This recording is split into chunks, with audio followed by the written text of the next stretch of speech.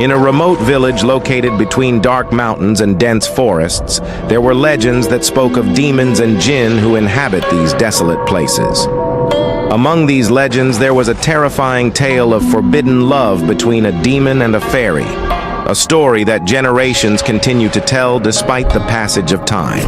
On a stormy night, while the wind was blowing and the trees were swaying eerily, there was a demon named Azazel wandering among the shadows. Azazel was powerful and fearsome, known for his strength and evil, and feared among his kind.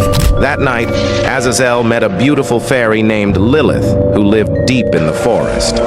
Lilith was different from other fairies, as she had indescribable beauty and magic that mesmerized everyone who saw her, and her heart was kind, despite the harsh circumstances in which she lived. Azazel and Lilith met under the light of the full moon, and felt a strange attraction to each other. Even though they knew their love was forbidden and dangerous, they couldn't resist this mysterious attraction. Azazel and Lilith began to meet secretly every night in the same place, exchanging stories and whispers and experiencing moments of impossible love.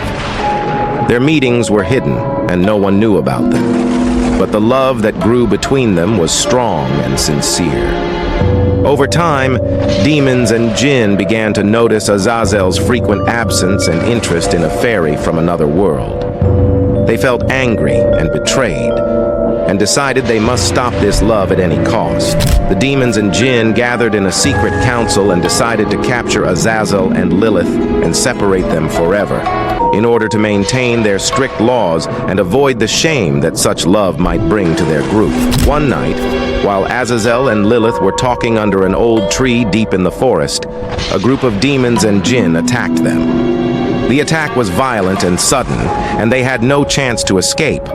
Azazel defended himself with his powerful strength, using all his energy to try and protect Lilith.